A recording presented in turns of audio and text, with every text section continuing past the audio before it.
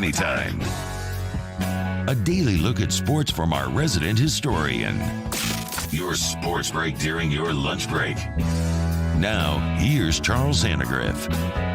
And a pleasant good morning to everybody. Welcome to Hanny Time, 104.5 ESPN Baton Rouge. I'm Charles Sandegriff, bundled up as best as we can here in the icebox. Mario Jerez, Taylor Sharp, manning the controls. Good morning, fellas. Everybody have a good weekend. Get up and you go through your checklist like I do on Mondays. You go through my checklist. Okay, so checklist. You check the college stats. Yep, got that. Check the pro stats. Yep, got all of that. How'd my fantasy football team do? Check. And then the other fantasy football team. Yeah. All right, good. Survivor pool. We're still in Survivor. Yep. Okay, got that in.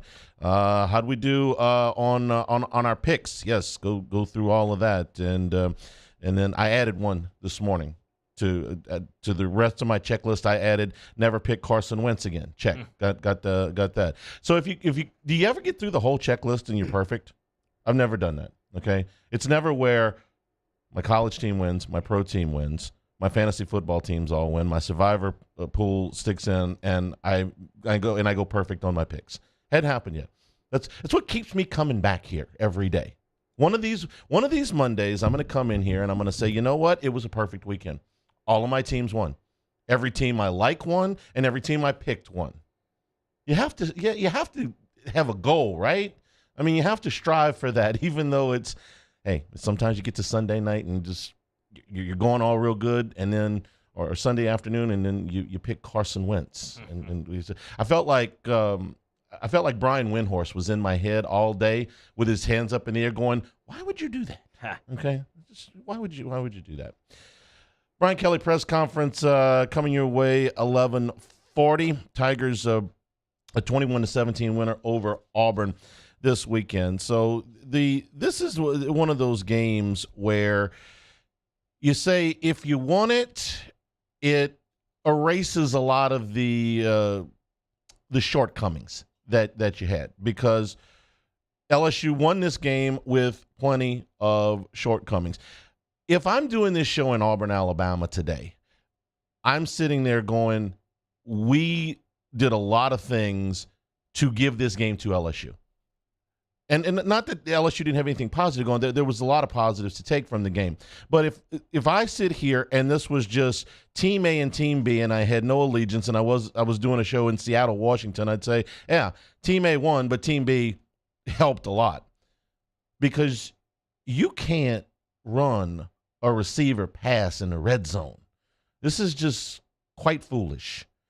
And then when you drop a punt that gives the other team a possession, and then when you get sacked and you have a scoop and score, now that's to me, that's not Auburn giving LSU anything. That's LSU making a play.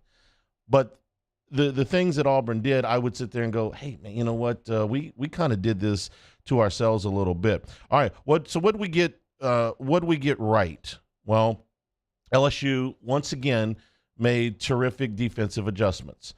Yes, it would be wonderful if they'd come out of the gate playing gangbusters. But Matt House in the Florida State game, it got a little bit better in the fourth quarter. It took them a little bit longer. And then that defense got better in the next couple of weeks. Then in the second half, really, starting in the second quarter, really, against Mississippi State, it started to get better. And here again, there was some big breakdowns, some big busts in the first quarter, and Auburn gets out to a 17-0 lead, but LSU makes the defensive adjustments and shuts them out in the second half. So that's been a constant in the three big games that you've played, the three conference games or Power 5 games that you've played. LSU ran the ball a little bit better. It's never going to be, this dynamic running game outside of the quarterback, but they ran the ball a little bit better. They were able to limit their mistakes enough to get the win. A lot of the special teams mistakes that they made early in the game didn't necessarily follow them all the way through. This is a little bit of a reach, but it wasn't as bad as in the first quarter and a half. You get a kickoff to the goal line, you get a big return. Besh doesn't catch the first punt. The illegal block on the first punt. 35-yard punt return, callback blocking the back, punt catch interference. At least after that, it got a little bit better. You got a punt down on the one. Auburn went 99 yards. Here's what it concerns you greatly coming out of this game. If I looked at no other stat than this one, this is what would concern me the most. Unless you caught 10 balls on Saturday night. Malik Neighbors caught 2. Kayshawn Boutte caught 1. Jack Besh caught 1. Mason Taylor caught 3. And by our unofficial count was targeted 11 times. I like Mason Taylor. I think he's a really good player, and I think he's going to get even better. It's not where I want 11 targets. Even if we're wrong by a couple, that's not where I want. If you say 11 targets, well, that probably needs to be the number 7 or number 8 or number 80. One of those guys that could really pile up a whole bunch of numbers. I can't imagine that was the offensive game plan going through. Also, like the defense, the offense started slow. It's a little bit confusing to me, actually, because ordinarily, if you have a team that goes through offensive lulls, it's not at the beginning of the game. Why? Well, because you've got a script. Just about everybody's got a script. These are the 12 to 15 plays that you feel most comfortable with. These are the ones you practice with all week, and these are the ones you think you should have the most success with. You ever see a team take their opening drive, go the length of the field for a touchdown, then don't score again for 2 quarters? That's why. They used up those plays and, probably would not have the same success if they ran them all in that same order again. So they don't. This offense is the opposite of that. They start out slow. They have been, in their defense, given some looks that maybe were unique to them when they came out. That happened against Florida State. It happened again in this game. And then they pick the tempo up a little bit, and they get moving. The drive at the end of the first half was an unbelievably important drive, and it was almost exactly like that drive at the end of the Mississippi State first half. It cut into the lead. It gave them some momentum. It gave them something positive to build on. Unfortunately, it did not last. And one of the reasons is that Jaden Daniels is reluctant to push the ball down the field. I'm encouraged by the fact that he has taken ball security to great levels here. But at some point, if you want to make an omelet, you're going to have to break an egg, and they're going to have to throw the ball down the field a little bit. I don't have a ton of confidence that Daniels is willing to do that. At least I haven't seen that so far. I'm wondering if there may be some wrinkles in the horizontal passing game that may get some of these wide receivers, these playmakers, involved in the offense. The other thing with Daniels is, for the second time in 5 games, he was not able to finish because he took another shot. This is not a second guess. This is a first guess. We had this one after the Florida State game. It was, if this guy at somewhere in the vicinity of 195 pounds or so takes this many hits, he's going to have a hard time finishing games. And now that's happened twice in 5 games. So you've got a couple of issues offensively that I think this may be the week that if Daniels is limited, we'll find out here in a little bit if he's limited, or if he is at a point in the game where LSU's just not getting the ball to the guys they need to get the ball to, that Brian Kelly might consider a quarterback change. He may be forced to consider a quarterback change, but he may consider that, because the games that they could win without getting the ball down the field are probably over. I don't think that 21 points is going to beat Tennessee this week. The offenses are going to be better from here on out, and the defense, every team with the exception of UAB, is going to be better. Now, maybe Florida State's a little bit better than I'm giving them credit for, but you see where I'm going with this. So those problems have to be fixed. I was hoping that a couple of personnel changes would improve things on special teams. They did not. And at this point, if I'm Brian Kelly, I'm talking to Brian Polian saying, listen, we got to go back to the drawing board on some of this stuff because this is not better. This is not better than what we saw 4 weeks ago. Is the offense better? At least they have some more continuity on the offensive line. We know who the best linemen are now, and you got a little bit of a running game going outside of the quarterback. So, yes, the offense as a whole is better. Is it good? I don't know how great I'm willing to call this offense, but is it better than it was against Florida State? I think it is. Is the defense better than it was against Florida State? By leaps and bounds. This is what, at this point in the season, you look and say, well, what's positive? Okay, you wanted in this season to get everybody comfortable, the continuity of this team, the culture of this team. I think they're doing a good job of that. You wanted to identify some young players that are going to be a real basis for what you have moving forward, and they've done that. You know, they found Will Campbell, they found Mason Taylor, they found Emory Jones. Jones had a tough game on Saturday. That's going to happen. You're going on the road to face an SEC team as a true freshman. Yeah, that may happen. On defense, you found Harold Perkins. Can that guy play? It's one thing to say put a spy on Robbie Ashford. That guy's really fast. It's another thing to have Perkins chasing him around and making sure he's not gashing you for big plays on the ground, which he did not do. He gashed him for big plays with his arm. I didn't see that. Didn't see that coming. So you've got those things working for you. But on special teams, you were terrible in game one, and you're still terrible. Go back to the drawing board. Now, like I said, the win will erase a lot of the odor from some of the holes that you've got in this team. Where are they, in the grand scheme of things as you approach the halfway point of the season? About where I thought they would be. If you had asked me, okay, probably 4-1. I thought that they would beat Florida State and maybe lose to Auburn, but it's about where I got it. And you about split the rest of the games. You're on pace for what we thought.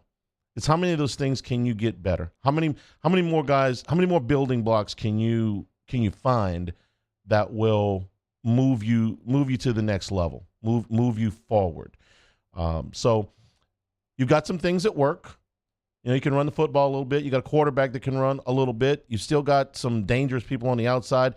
You have settled the offensive line for the most part. You got 6 guys that I think you can count on, but you've got a serious hole in the passing game. You're not forcing defenses to respect you down the field, and that's a problem. I don't know if it's fixable within the confines of this lineup or they got to make some changes, but that's eventually going to bite them. Could have easily, if Auburn had not made some colossal mistakes the other night, could have cost you this game. Defensively, you've got a lot of things to build on, but you've got to talk about why teams are coming out and making big plays on you early. Credit House. They've made some fantastic adjustments. I can't tell you what all of them are, but all I know is that teams score on LSU in the first quarter. They don't score on them in the fourth quarter. So they're changing something up. I don't think he just goes to the sideline and says, hey, everybody play better, please. They're doing something. So that part is good. Your offense has some holes. Your defense has some limitations, but there's a lot of good things to build on. Special teams are still a mess. But your LSU Tigers are ranked today. They call on a post game and say, you think they'll be ranked? Never even thought about it. Yeah, they're ranked. Cool. Number 25. All right. If you had asked me before the season, you think they're going to be ranked in any point? I don't know. Okay. Now they're one of the top 25 teams in the country, according to the pollers. Do I think they're one of the top 25 teams in the country? I do not. But I don't think they're far from that. I think they're probably in that next group of 10, somewhere between 25 and 35. So that's something. You go and you make some mistakes on the road, but you win. The Saints were not as fortunate. We'll talk about that when we come back. This is Hanny time, going to the press conference at 11:40, 104.5 ESPN Baton Rouge. This is Hanny time. Yeah, I bought my last several vehicles from Acura and Infiniti of Baton Rouge. You get on to the certified pre-owned portion of the lot. The benefits there, first of all, there's going to be transparency in the pricing. This is going to be an easy process that you go through. They're going to treat you like family over there. They always have with me. But the benefits of the certified pre-owned, Includes a 6-year unlimited mileage warranty. You're going to get your first year basic maintenance complimentary, a 167-point inspection, so you know you're getting a quality vehicle, 3-month trial subscription to SiriusXM Radio, emergency roadside assistance that is absolutely crucial, and complimentary service courtesy vehicle when you take your vehicle in for service. You don't have to worry about waiting around to have it repaired. You don't have to worry about having somebody come to pick you up and drop you back off. It's all part of the service at Acura and Infinity of Baton Rouge. In times of need, get a full list of phone numbers, websites, and other important emergency information on the Demco Stormwatch page at 1045ESPN.com.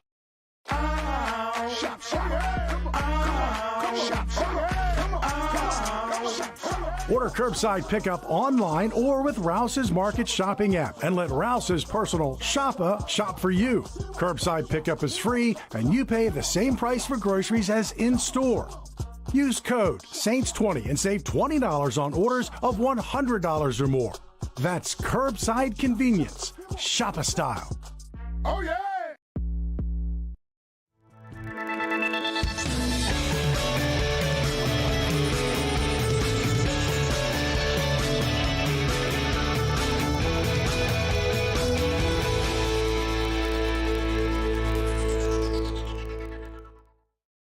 Want more customers? Running Boards Marketing can help you get their attention.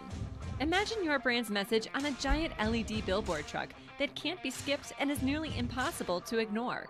Running Boards Marketing is the leader in effective and affordable advertising on digital mobile billboards, which are 2 times more effective than traditional billboards.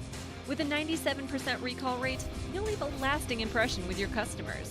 Visit us online at runningboardsmarketing.com so we can drive your message to where the people are. Oh, hey, what's up? It's Big D and Bubba, 100.7 The Tiger Morning Show. We'd love for you to join us every weekday, 4 a.m. till 9 a.m. Yeah, everything you want in a show. Country music. We got laughs.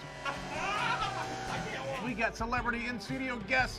We just need you. Join us every weekday morning, 4 a.m. to 9 a.m., right where it all started. That's right. Louisiana's country station, 100.7 The Tiger.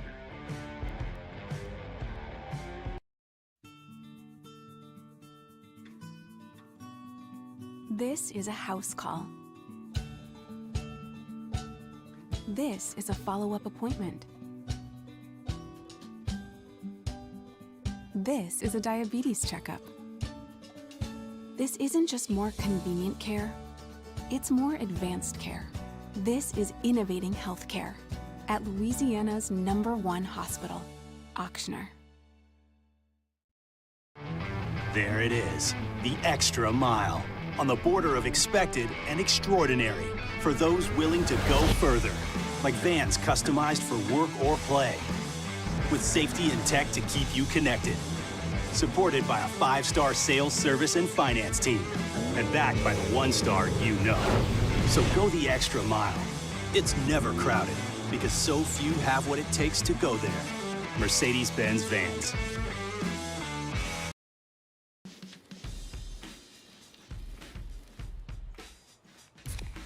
Light beer shouldn't taste like water. Miller Lite has... Join us for a Monday edition of Hunt and Hill. Does Brian Harsin still have a job, and do the Saints play better than those ugly black helmets? Hunt and Hill, 1 to 3 weekdays, 104.5 ESPN, Baton Rouge.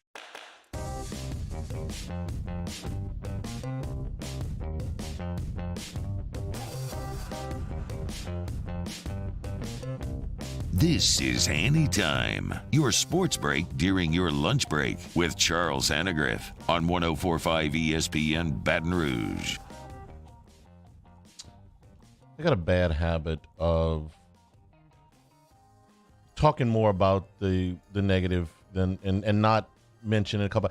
I needed to, in that open, talk about Greg Brooks's play because that was a spectacular play to put the game on ice.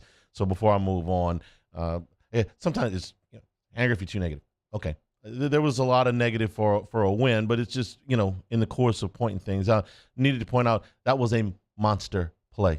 I mean, that was a play that you made. That was, if Auburn is sitting there today saying that they made mistakes to help LSU win the game, they're right. That wasn't them helping. That was a guy making a play. Should have had that in the open. Thanks to everybody that came out yesterday at Big Mike's in Denham Springs to watch the Saints and the Vikings. Got there early. Had to go home and sleep fast after we got off a post game. We were getting there, ready to go. Had a full place when the game started, and just kept filing in from there. Wasn't boring. Didn't turn out the way all of the Saints fans wanted it to. A 61-yard field goal hits the upright, hits the crossbar, and bounces out. Just not even 20 minutes of real time after he had hit a field goal from 60 yards. It would have been the most miraculous or the biggest day for a Saints kicker ever. I mean, in the history of the franchise, it hit 260-yarders. This guy almost hit two in back-to-back drives. So I need to break this to you gently, Saints fans. You have, at this point, a bad football team. Let's say you have a talented football team. You got talent all over the place. But right now, you have a bad team. You have a team that is leading the league in turnovers. You have a team that is leading the league in penalties. By definition, if you have those two things, you have a bad football team. What else is it? If you have a team that is leading the league in penalties and a team that is leading the league in turnovers, you have a poorly coached football team. And at this point, I am willing to say that the Saints have underachieved to the talent level that they have. Some of their very best players have made some of the most shocking mistakes that you would ever see them make. Now, I can't tell you why exactly. All I know is that these things didn't really happen nearly as often as they have in the first four games for most of Sean Payton's career. I'm not saying Payton was perfect, but I didn't see his teams give things away the way this Saints team does. So let's talk about the quarterback. I thought Dalton was fine. That's kind of what you get out of Andy Dalton. You're going to get a solid, steady performance. You're not going to get a lot of spectacular plays at this point in his career, but you're also not going to get a ton of terrible plays. He had the one turnover yesterday, and yeah, that hurt. But that's about what I expected out of Andy Dalton. Dalton didn't go out there and go 14 for 31 with 3 interceptions. He didn't go 28 for 31 with 3 touchdown passes either. That's Andy Dalton. It's what we talked about all last week. Does he give you as a healthy alternative to Jameis Winston, who is not? Is he the better option right now? Yes. Is he the long-term answer? No. I got pretty much what I thought I would get out of Andy Dalton yesterday. Can the Saints win games with Andy Dalton? Sure. They almost did yesterday. Are they going to go to the Super Bowl with Andy Dalton? No. Are they going to go to the playoffs with Andy Dalton? I don't think so. Probably not. The Saints did this yesterday without Winston, without Kamara, without Michael Thomas, so I'm not saying that they weren't shorthanded. Defensively, that was probably, I would say, of the 3 games that they had before this one, that this one was the worst by far. Minnesota, time and time again, found open receivers. Justin Jefferson had a big day. Justin Jefferson's a superstar. And Marshawn Lattimore's a superstar.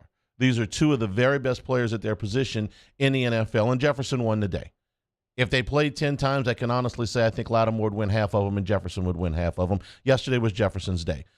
Marshawn Lattimore is not the Saints' problem. Justin Jefferson was the Saints' problem yesterday, but Marshawn Lattimore is not the Saints' problem. It was more Jefferson gets his yards, but Adam Thielen gets another 8 catches, and they have almost 300 yards through the air yesterday.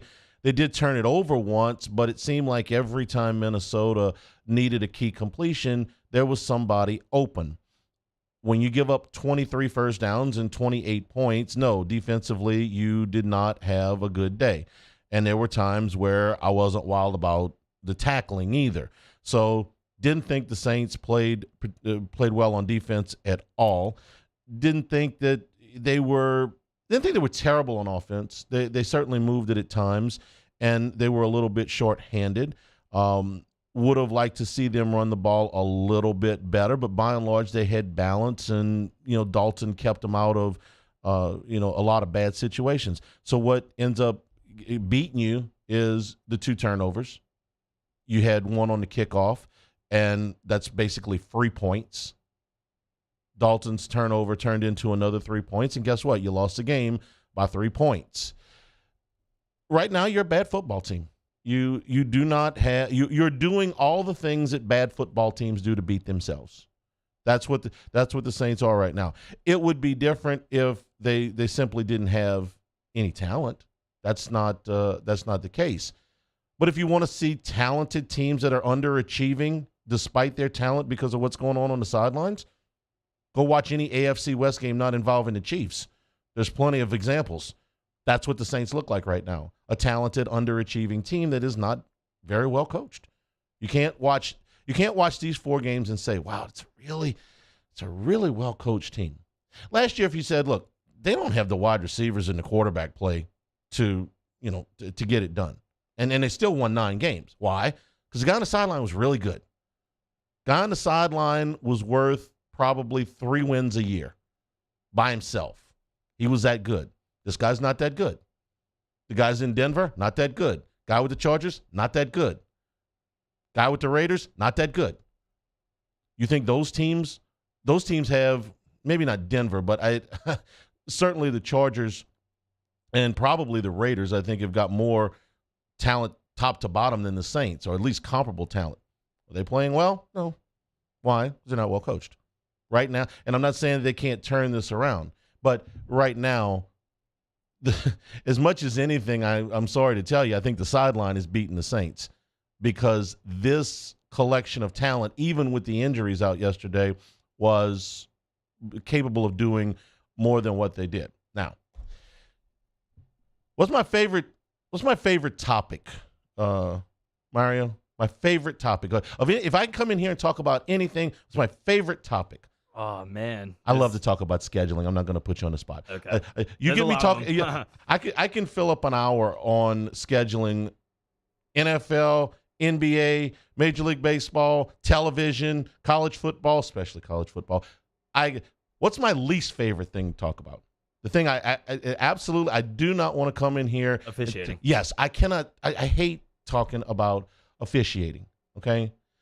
Because it's just, I'm going to come in here and start talking about officiating. It's going to be a missed call. There are missed calls all over the NFL yesterday. There's missed calls every week.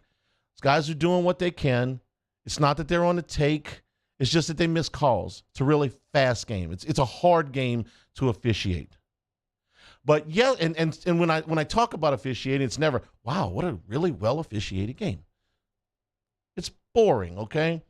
It's so predictable. If you talk about officiating, you're going to be almost by definition whining. But yesterday was really, really, really bad. Here's my thing.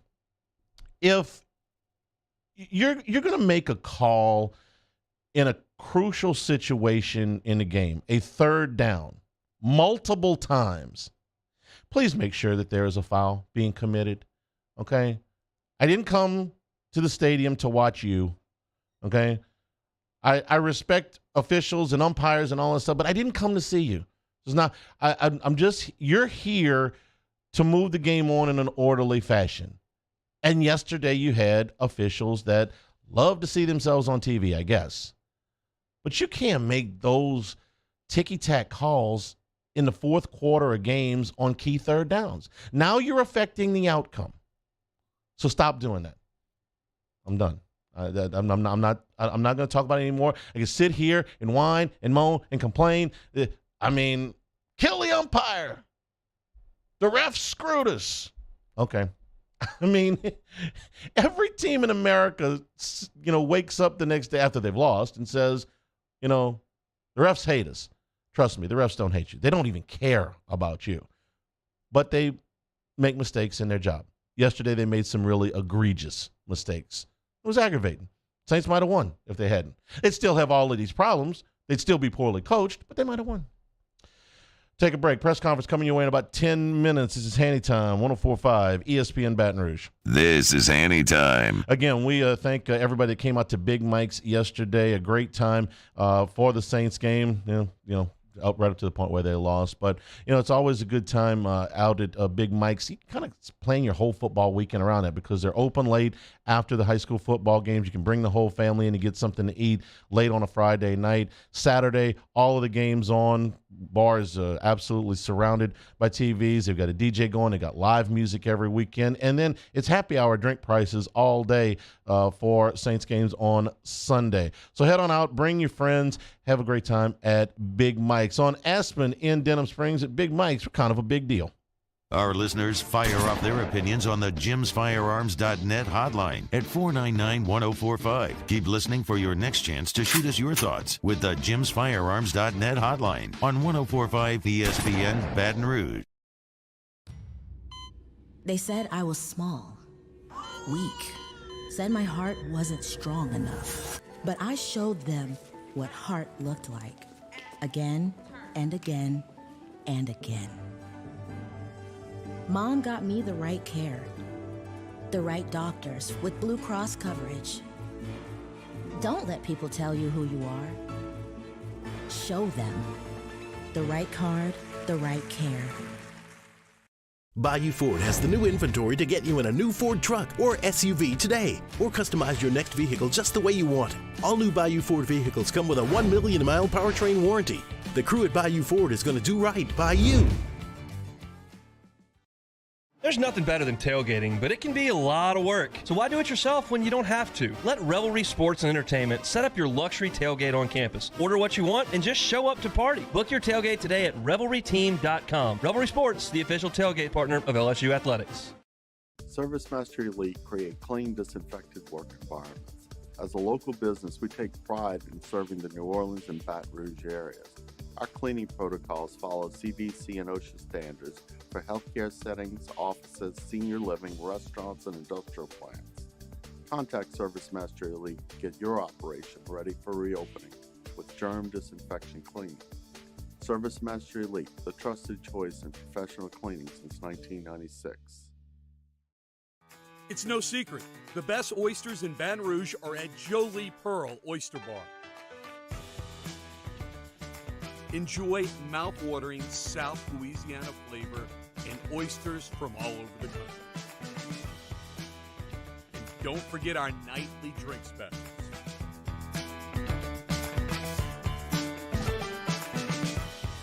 Jolie Pearl Oyster Bar, located in downtown Baton Rouge.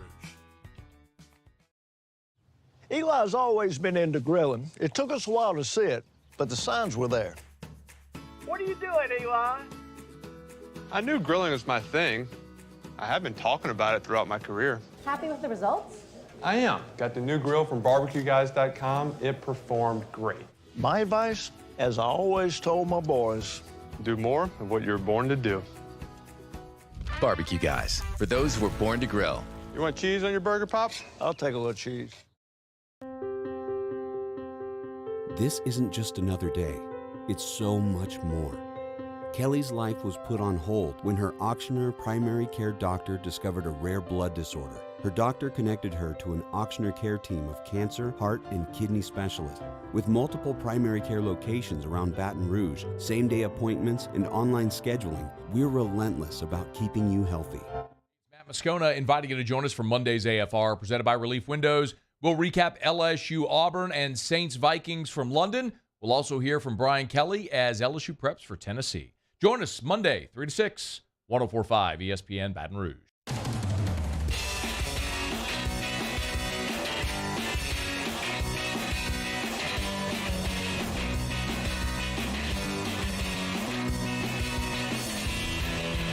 This is Hanny time.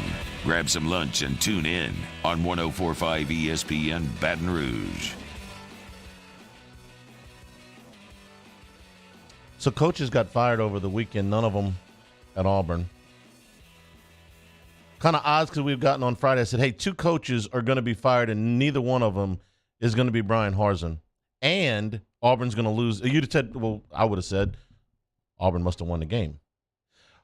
I'm going to tell you, Saturday, Auburn is going to lose a football game. They're going to have some hideous mistakes to lose a football game, and 2 coaches are going to get fired on Saturday. Wouldn't you have thought Brian Harsin was going to be one? Nope. He's still hanging in there. 30-point underdog this week in Athens, but hanging in there. Nope, it was Colorado, which Carl Durrell, that's a really, really bad football team, and there hasn't been a whole lot to be happy about at Colorado. Wisconsin firing Paul Chryst was stunning to me. Absolutely stunning to me. Let me read you Paul Chryst's record. Okay, he's been at Wisconsin since 2015. 10-3 won the Holiday Bowl. 11-3 won the Cotton Bowl. 13-1 won the Orange Bowl. 8-5 won the Pinstripe Bowl. All right, everybody's allowed an off year. 10-4 lost in the Rose Bowl. Throw out the COVID year. Who cares? 9-4 last year won the Las Vegas Bowl. Comes out of the gate 2-3 and 0-2 in the league. They fired him.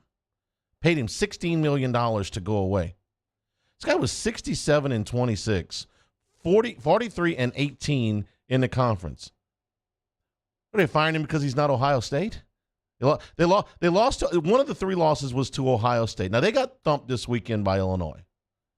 Illinois is 4-1, by the way. I get it. That was a bad loss. You don't expect to lose by 24 points to Illinois, even though Bielema's got them going, in the right direction. They're certainly a better team than they were. The 67-26. Somebody at Wisconsin said, we need to pay $16 million to have this guy go away. Really?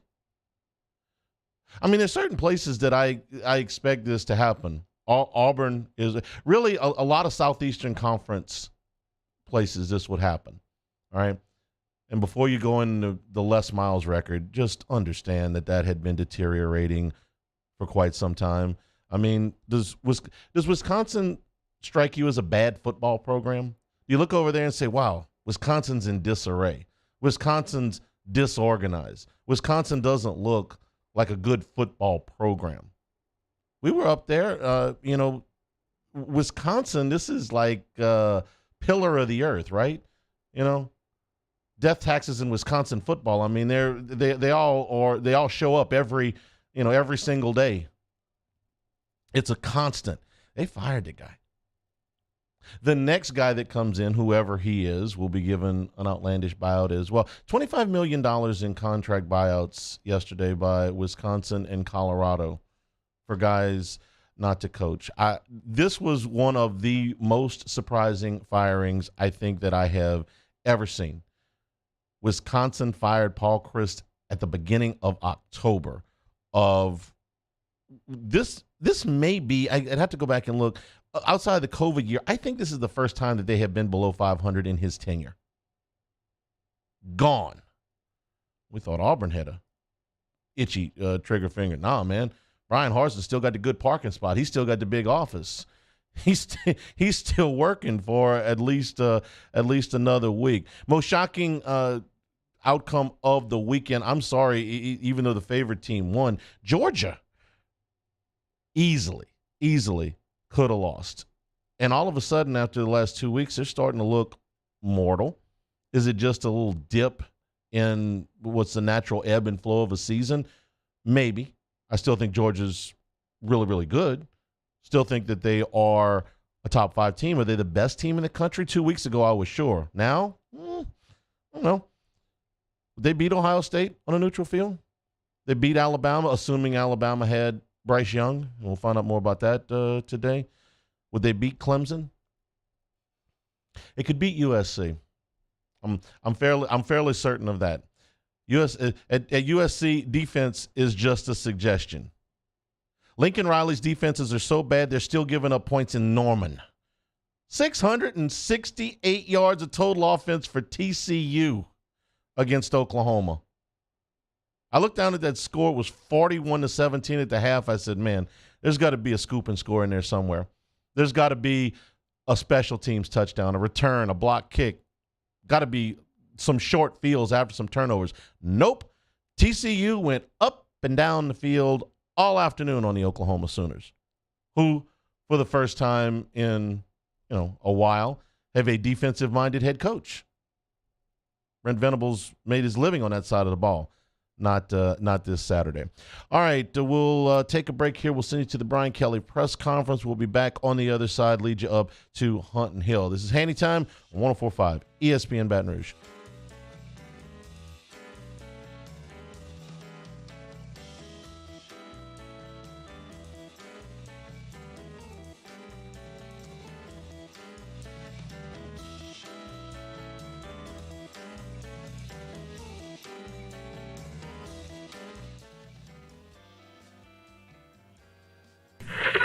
Let's see it.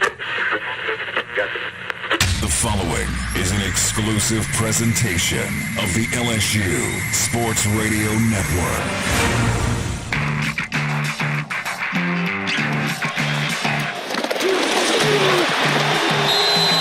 Welcome in to the Brian Kelly Press Conference, delivered by ASAP, the official mobile ordering partner of LSU Athletics. Download the ASAP app today. Coming up, head coach Brian Kelly discusses the week ahead for LSU Fighting Tiger football.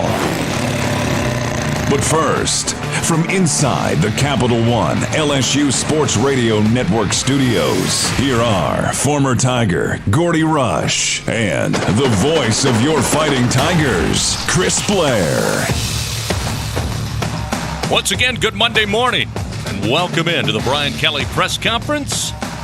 Chris Blair along with Gordy Rush coming up at 12 noon. Coach Brian Kelly will join us from the podium at the Lawton Room. His Tigers coming in this week, 4-1 on the season. More importantly, 2-0 in the SEC.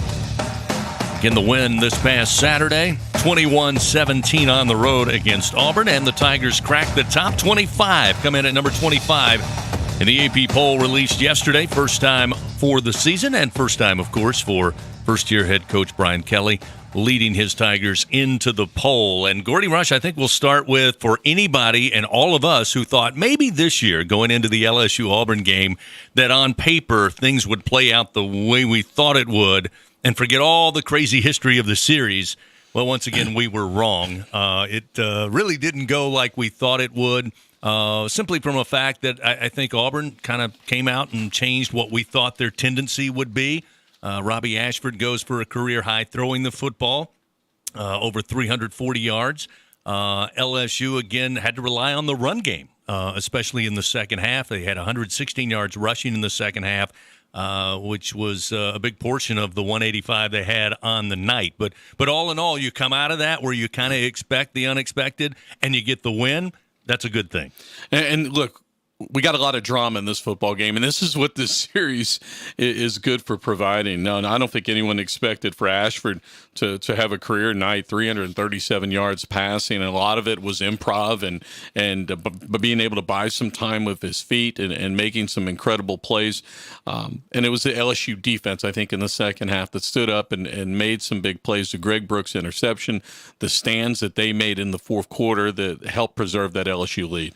Again, Auburn finishes the game 101 yards rushing, and I know Coach Kelly at halftime talked about a little surprise on how Auburn attacked offensively to start the game, and really in that first half of action thought they would rely on the ground game with Bigsby and Hunter along with Ashford. And as you said, there were a couple of plays where he got out and scrambled, and the receivers improvised, made double moves, and just kind of went to schoolyard football, and he made a couple of throws for some big plays. They get up 17-0, but it was obvious as the game wore on, certainly in the second half, that not only schematically did LSU make some adjustments, even from a personnel standpoint, they adjusted things on the back half of that defense. Did a better job of not only containing Ashford, but bringing some pressure on him. And you and I talked about in the broadcast that he was uncomfortable throwing from the pocket. It looked like a baseball player at time. He has got some velocity on that ball. And look, as you expect with a third-string quarterback, he really didn't get a lot of reps during fall camp. And so they were trying to find him a rhythm. Where they did find him was when he got out there in space. Not only being able to make plays with his arm, he was able to pick up some real positive yards with running the football. He had a long of 24 yards on a quarterback scramble. He's going to be a pain to prepare for. He just needs reps and time. He's a tremendous athlete. Fortunately for LSU, they, again, defensively, they were able to contain him in the second half and get off the field with some big plays, some big stops on some fourth downs, and a big turnover. Yeah, I mean, I think the defense, without question, won the football game for LSU on Saturday. Again, LSU would score 21 points, 7 of those 21 coming on a scoop and score, started by B.J. Ojulari, who had another incredible night. When the team needed a play, B.J. stepped up when you're down big in that first half to get LSU on the board.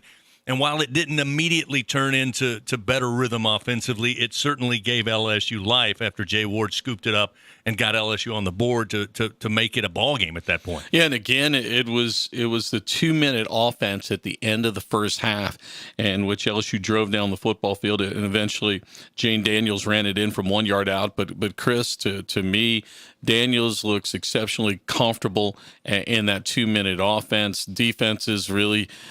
First off, Auburn was a little bit gassed in that series, but the defenses don't have a chance to scheme against you, and I think that's good for a young offensive line that's starting to build confidence a little. It's a little bit simpler to execute, and Daniels can hurt you throwing the football a little bit. He did on that drive, and also, of course, with his feet. Again, I thought back during the broadcast, we mentioned it on the air, that down 17-0, they go into that 2-minute drill, again, after getting the defensive touchdown.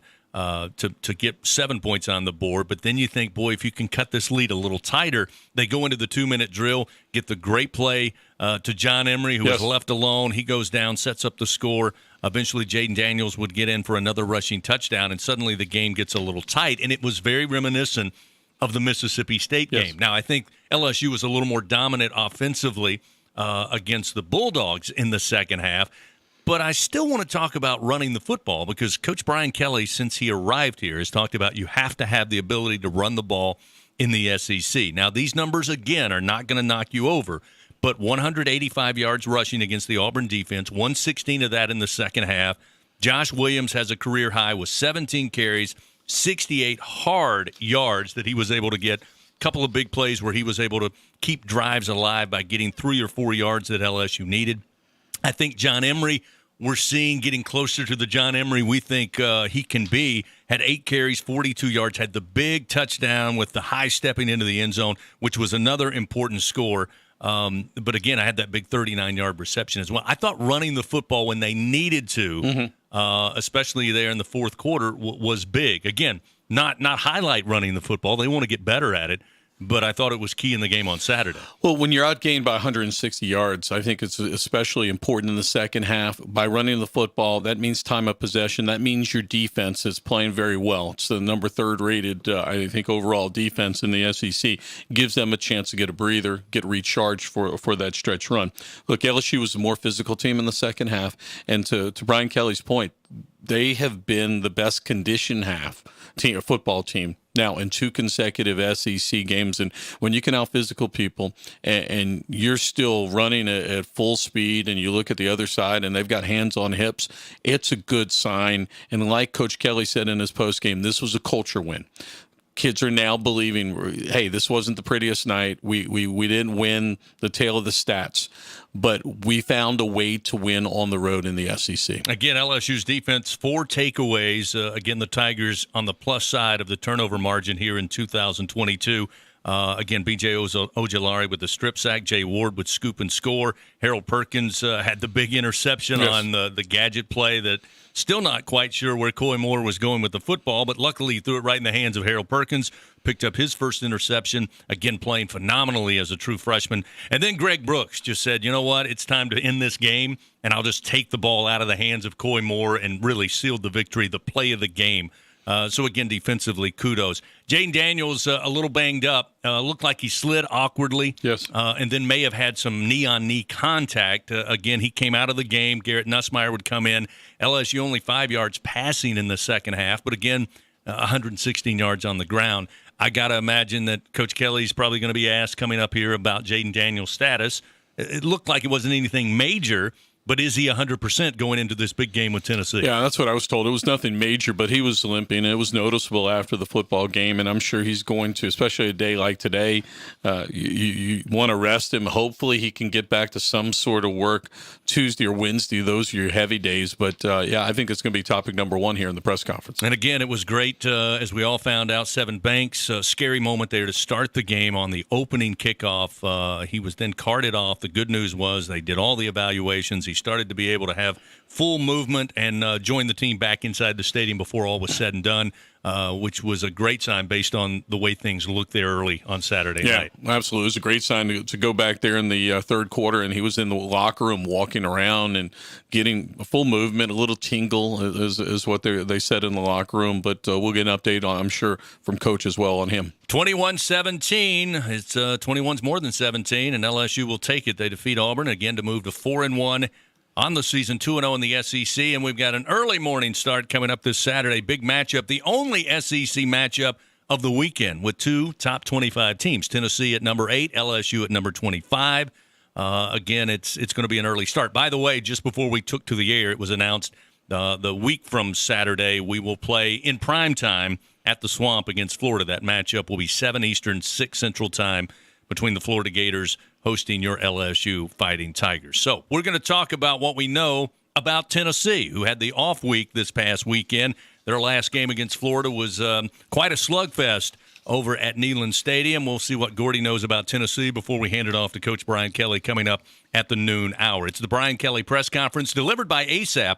Make sure you download the ASAP app. Get all of your game day needs delivered right to your door. ASAP, the official mobile ordering partner of LSU Athletics. Back after these words. Albertsons is making shopping and saving easier than ever. Check out Albertsons For You in our mobile app, where you can shop for groceries and save weekly with digital coupons all in one place.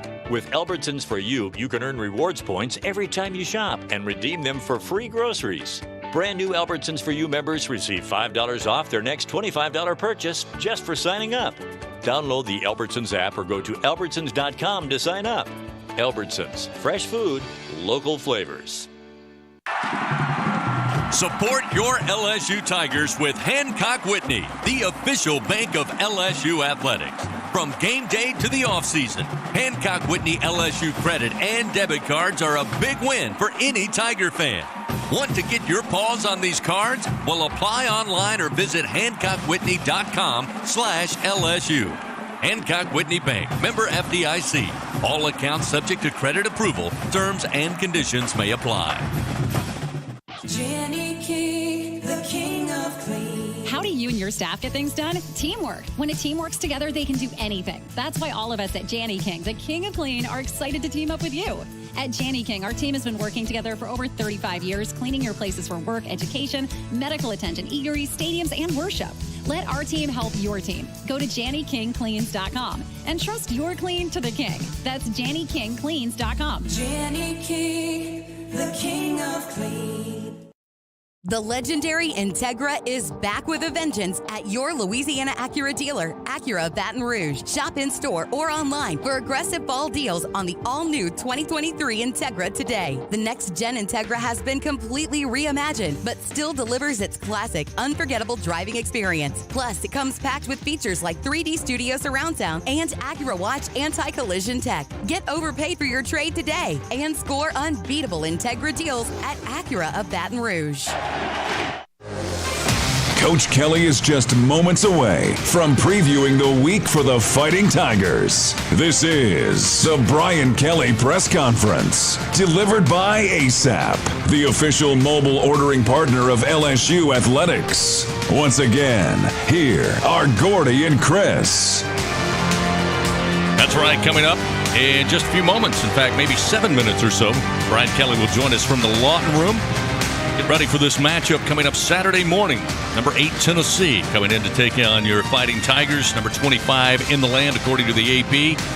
Again, 4-0. The Vols, 1-0 in SEC play. Had a big battle with Florida at home. Got the win, 38-33. Played from behind in portions of that game, but able to come out on top. And Gordy, we do need to go back and salute B.J. Ojulari, who was, no surprise, selected as Defensive Player of the Week by the SEC. We mentioned him several times with the strip sack, but also had a couple of tackles for loss and is living up to wearing number 18. He's played outstanding, and give Matt House, the defensive coordinator, a lot of credit. This is, as I mentioned, number 3 defense ranked total defense and number 4 in sacks.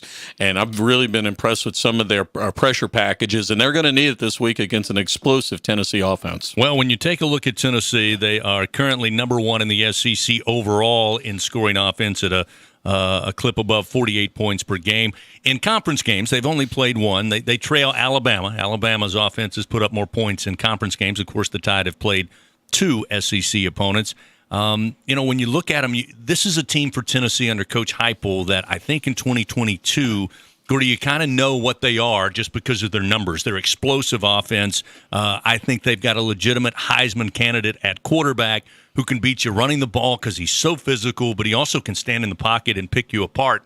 And at the end of the day, I think you're trying to find where are the weaknesses for this Tennessee team. And the only thing that really jumps out initially is that they have been susceptible to giving up passing yardage. Yeah, they have been. In defensively, I think they're work in progress, and I don't know how much they've been tested. Pittsburgh has been good offensively. They got into a close game up in week number 2 up there and won by 7 points.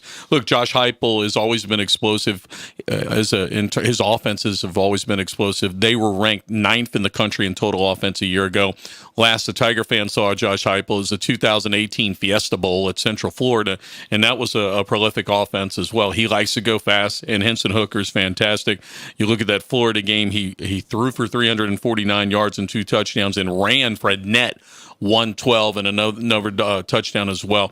He is really good from the pocket. He knows what he's looking at. If it's not there, he's athletic enough to pull it down and make something happen. You mentioned they move fast. I mean, they move traditional. I mean, it's NASCAR. It is hyper speed. No question. It's not just a hurry-up offense. The challenge this week defensively, to have the play, have what you want to do, but have the right personnel from start to finish. There's not going to be a lot of opportunity to change them out. No question. And you look at the way the Coach House likes to substitute, 2nd and long, 3rd and long. He'll usually switch 3 or 4 players and get to that dime package, get Sage Ryan on, at times get Harold Perkins Jr. on. Is he going to be able to get those substitution patterns in there, rather those sub packages in there?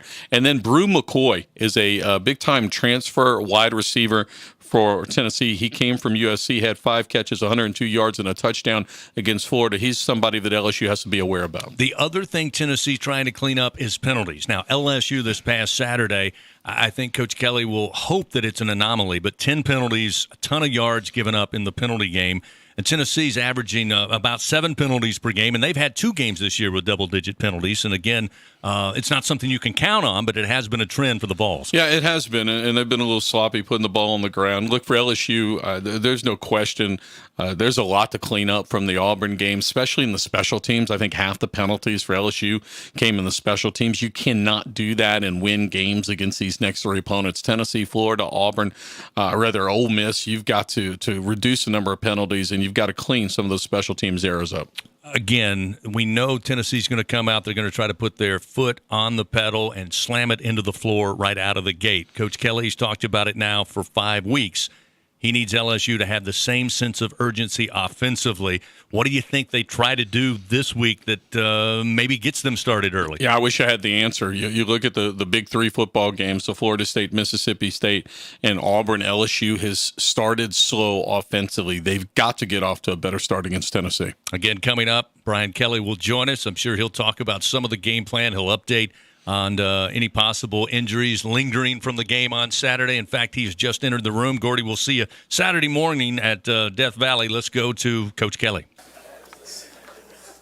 Yeah, I'm going to be that boring. I'm going to put you all to sleep. I get it. Good afternoon. I'll give a quick recap on the weekend at Auburn. Any road win obviously is a great win, especially in the fashion that we came back from a 17-0 deficit.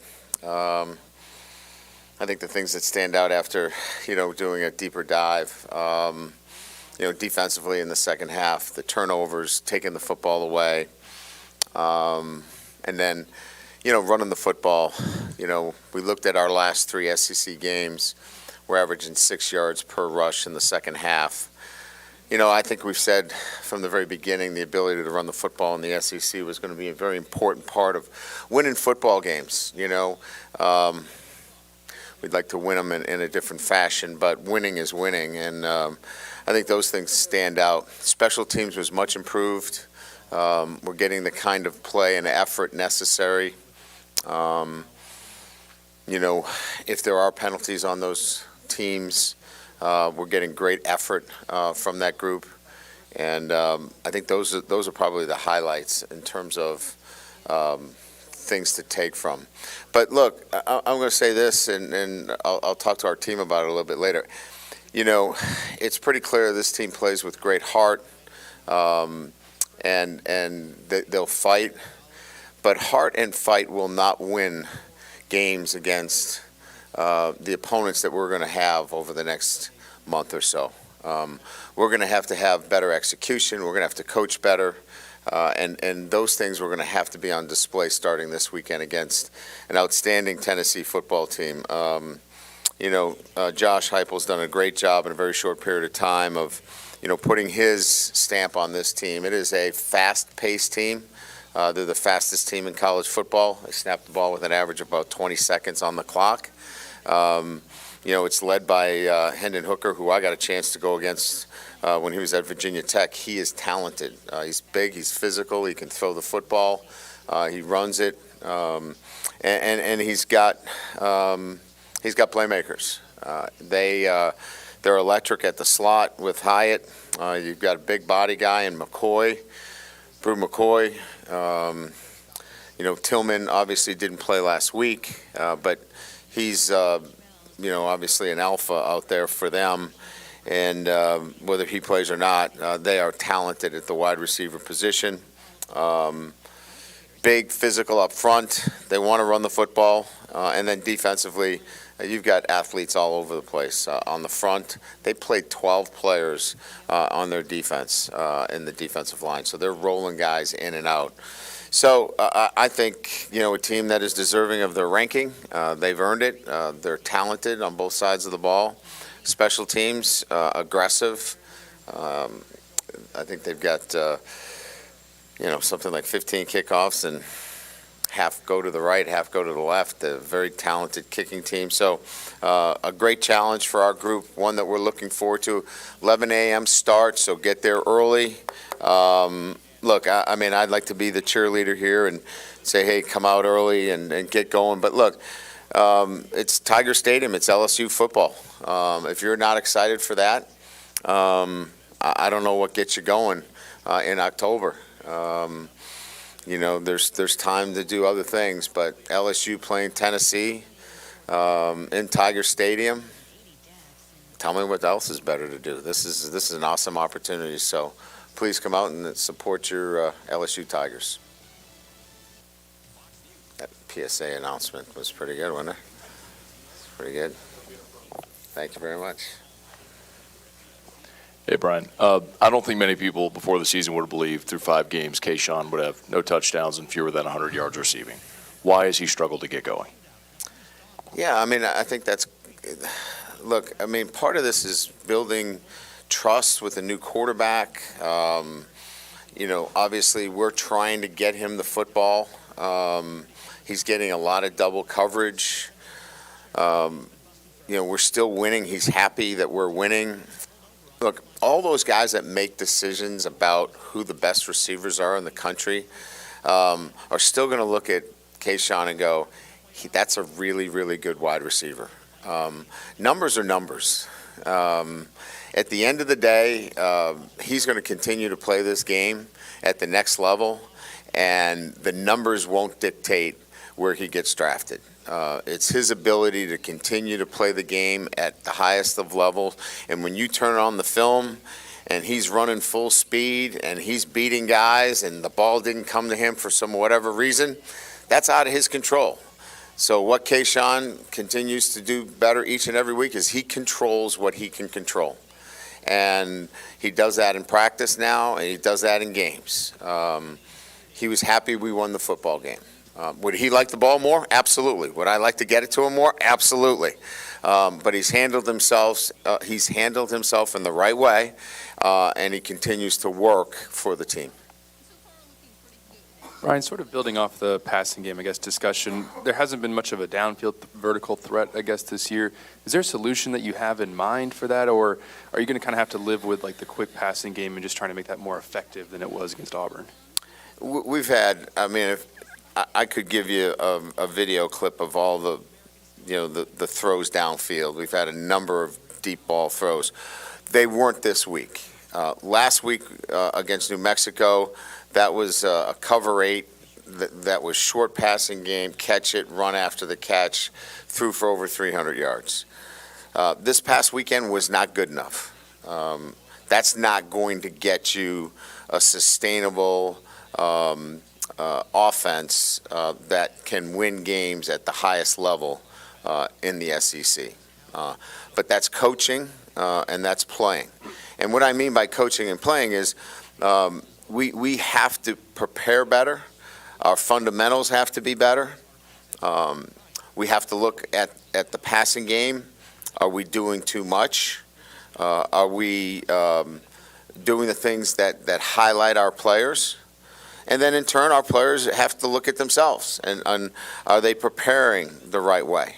And is there attention to the details necessary? So this is an all of us together that we need to get better, and the recognition and the awareness that 85 yards is not going to get it done. But it's a new week, and the one thing that doesn't carry over very well in college football is the last week. So we expect to be much better. Hey, Coach, here to your right. When you take a look at the video from the Auburn game, do you guys have, take a look at not only wide receivers, tight ends, running backs, passes that hit them on the hands, whether it's a little bit off the mark or not, and catchable balls that aren't caught? How would you reflect on that? And not only Kayshawn, but before the year, everyone kind of thought your wide receivers were the strength of the team. What can you do to get those guys more involved?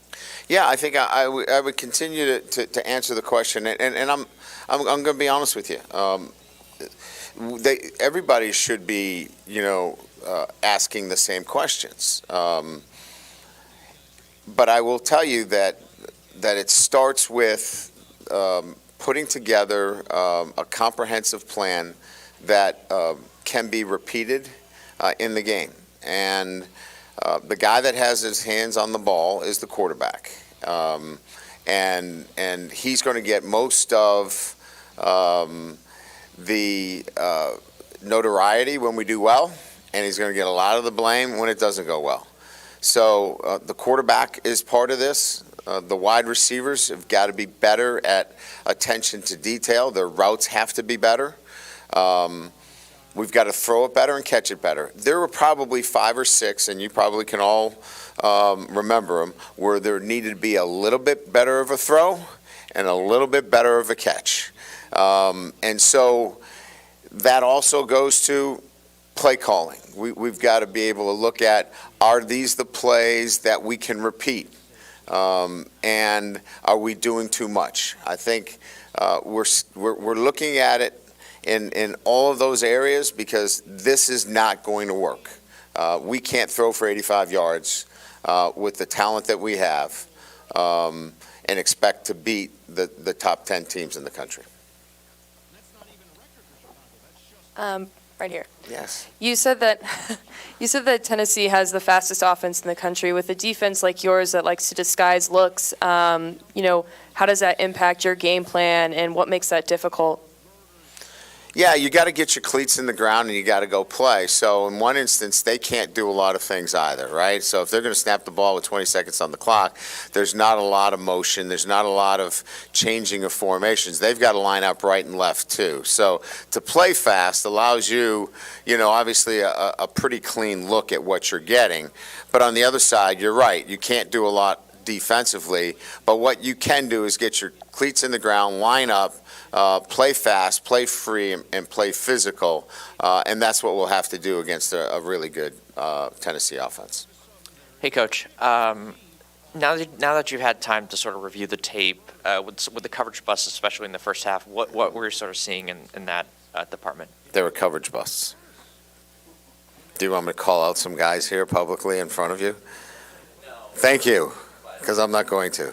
But what were maybe some of the adjustments that sort of need to be made into this week, so maybe some of that stuff doesn't pop again? Talk slower. Look, we've addressed the issues. They're communication issues, and then really, quite frankly, making sure that our guys know the rules associated with coverages and do your job. Don't try to do somebody else's job. We've been in flux a little bit back there, so making sure that there's great communication, guys doing their job, not trying to do something that's not part of our system and rules, and just over-communicate it now. Just make sure that it's been communicated effectively, and do a good job teaching it, and redoubling our efforts to make sure that point is getting across to those guys that are in that situation. Florida State game, you mentioned, maybe a little slow to notice the front Florida State was running. Last week you said it was a little bit of the double zone. I guess, do you think that's just kind of, week to week what it's going to be, a little bit of, working on noticing what's going on with the defense and Jaden Daniels just kind of, recognizing? No, I don't think that can be the case. I think we have to improve. We've got to be better at recognition. We've got to be able to look. There's a difference between being on the edge aggressively and being reckless. We're way too conservative right now, and so I don't want to throw interceptions. That's not what I want to do. I don't want to turn the ball over. We haven't thrown any. And that's not necessarily a bad thing in one respect. But if you're looking to be aggressive, you're going to throw an interception or two because somebody made a great play, because you trust that you're going to throw it in there. And we got to get Jaden to be a little bit more on that edge and be a little bit more aggressive. And we will. We'll get there with him. Because that's the nature of this position. This position has to be, with the skill players that we have, we've got to get that ball down the field, and we got to get it into some tight windows sometimes.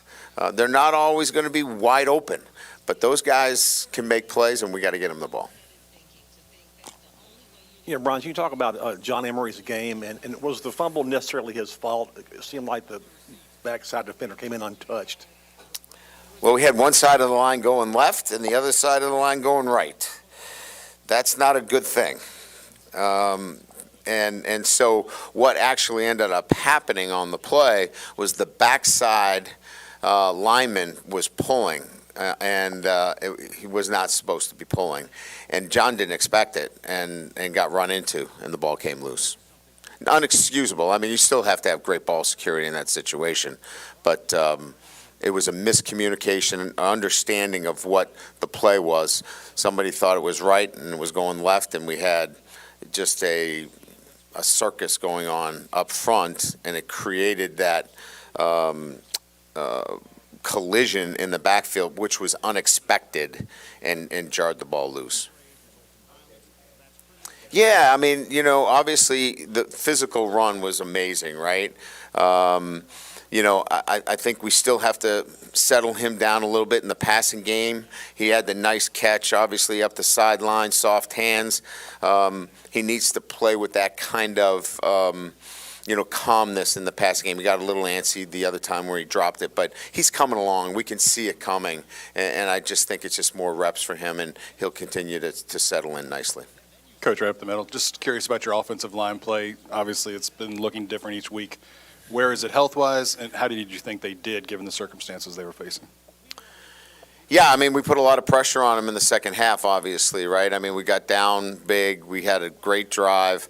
I thought the protection was really good against some really good pass rushers. Remember now, we put 55 and 29. 55 got hurt, but they had 98 come in. They had two legitimate pass rushers, and you got two true freshmen out there battling.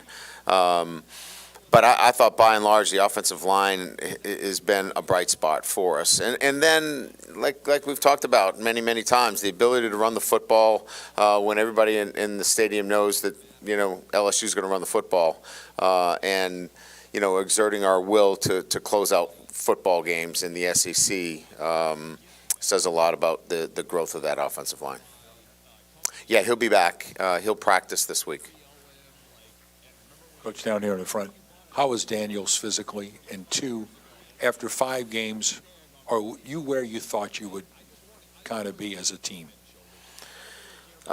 Daniels is fine. He had a burst of sack, which is, I don't know the exact, medical deal with that. I wish I could be a little bit more precise and articulate, but it's much more, it's not structural at all, but it's painful. And so he was in pain. And so, he just felt like he was hurting the team being out there. But he felt good yesterday. The exam was clean. We did an MRI just to make sure, and that came back clean. So he's now in a pretty good position where he feels like he's 100%. I never really looked at it relative to the wins and losses piece. What I've looked at is, will we continue to get better each and every week as we go through the season, and can we develop an identity as a football team? And I think that early on we've been able to identify that this football team will fight.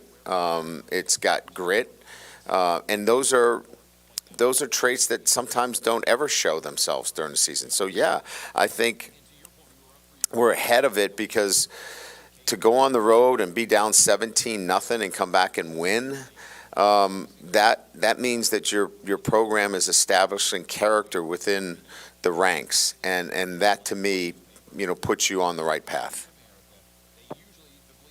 Hey, Coach, with Armani out these next few weeks, how much of a workload can we expect from Josh Williams, Noah Kane, the whole running back room pretty much, and how would you like to see them, utilize in their own role? I think what you see is what you get. Josh has been kind of the guy for us. He's extremely reliable in all areas of the game. He can pass protect for us.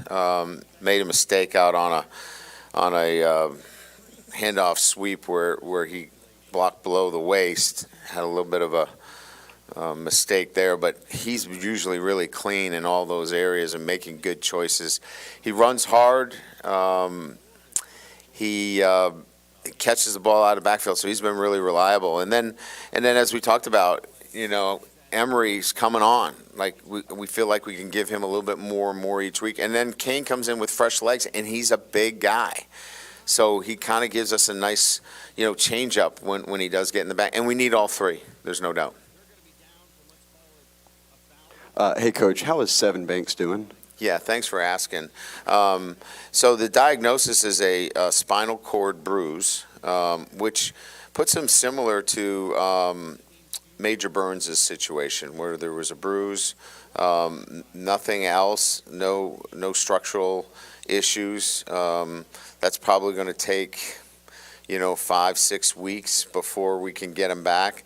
Now, Major Burns starts, so talking about similar patterns here, Major Burns starts running today. He'll be outside running with us.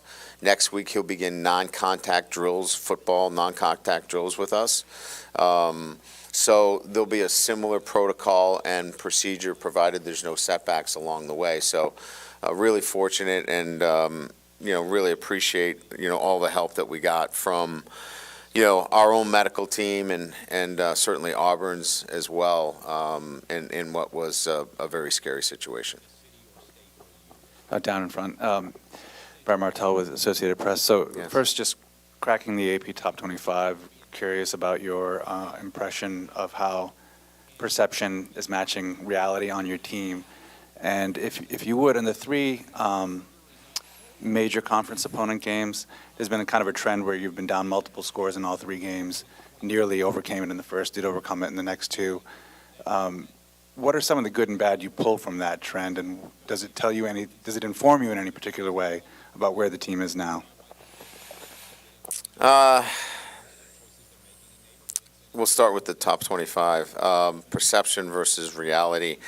I think that, when you look at the body of work and, who this football team is, there's probably 35 teams that could be in the top 25, right, from 25 to 35. So, that really is, a judgment call, and we feel like at this point, the development of our football team will continue to take place through this month.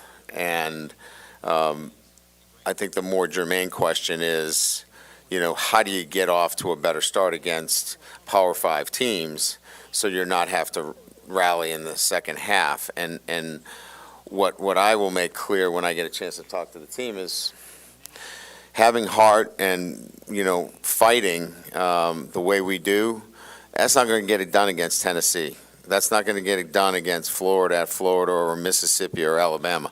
We're going to have to execute better. Our details are going to have to be better technically, tactically. We got to coach better. So hopefully what's come out of this is that we've learned that our preparation is going to have to be so much better. And then bring the heart. Then bring that fight. Because you're going to need that too. But you can't just rely on that and play sloppy football and expect to win these games. I know you've seen a lot of football and great football over the years. The play B.J. Ojulari made to come from the backside and run the quarterback down and force that fumble, how good a play is that? How gifted is he as a player? I told him that was a captain's play. And what I meant by that was that was an effort play, and that was a timely play that gave us the life that we needed at that particular time. Remember now, it's 17-0, and we needed something good to happen. And a leader like BJ made a play when a play needed to be made. And those things need to happen. Players need to make plays, and BJ made a big play in that moment.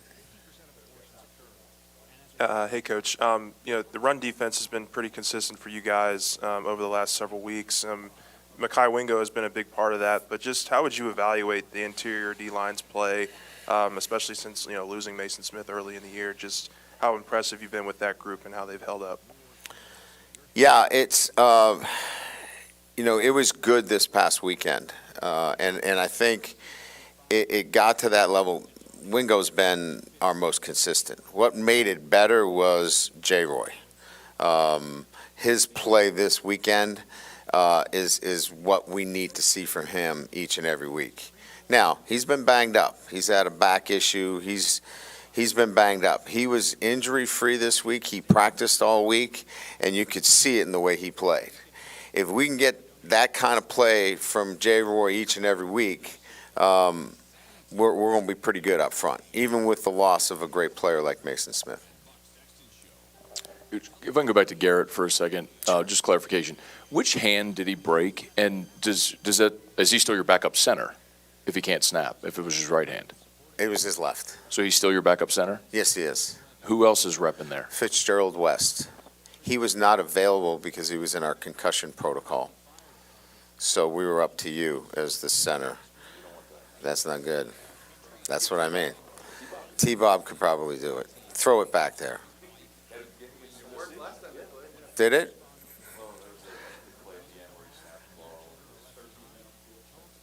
I got to get up on the history. Got to watch that one? Is there a joke to this? He didn't know that there was that many?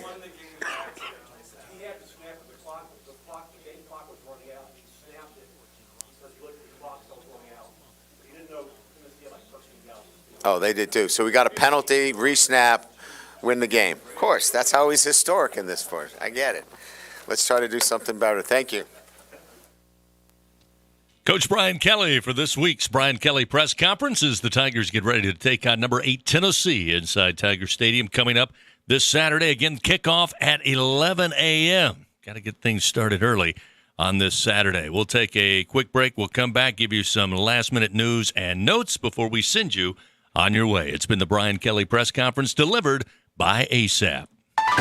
Together, we are partners, setting a new standard for health. Together, we prove that no matter how battle-tested we are, our spirit remains undefeated. Our Lady of the Lake and LSU are creating transformational change and impacting Louisiana with a new standard for healthcare, research, and education. Together, Our Lady of the Lake and LSU are champions for Louisiana. Together, We roar. Learn more at ololrmc.com/LSU. Afraid of things that crawl in the night? Don't be spooked. Step inside and play Spooky Loot from the lottery.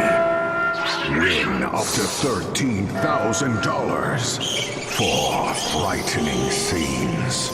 Pick up Spooky Loot for a chilling experience. Win up to $13,000. Must be at least 21 to purchase.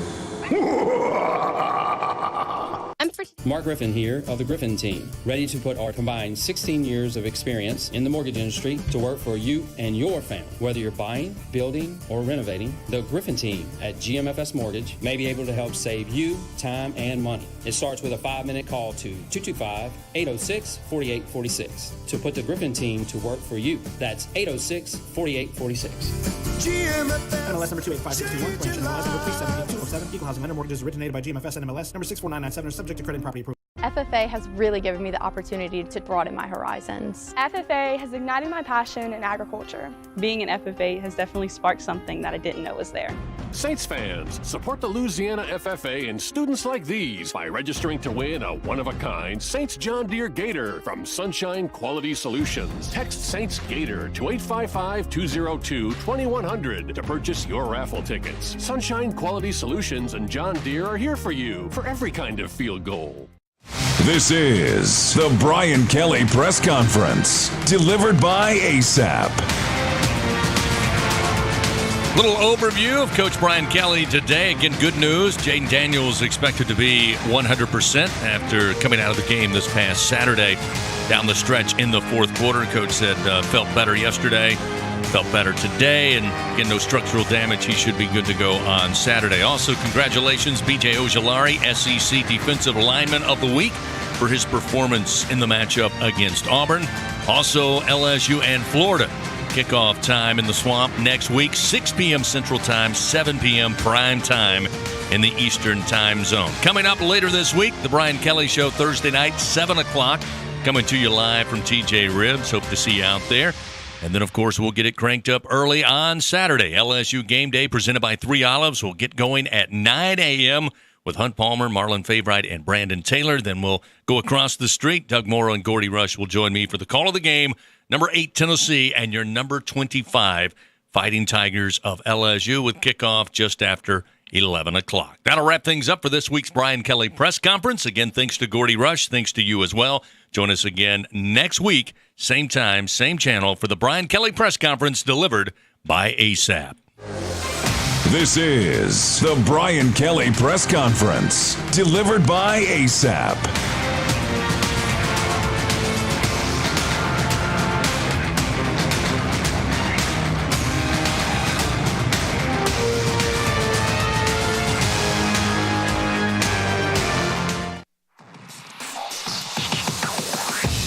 This has been the Brian Kelly Press Conference, delivered by ASAP, the official mobile ordering partner of LSU Athletics. Download the ASAP app today.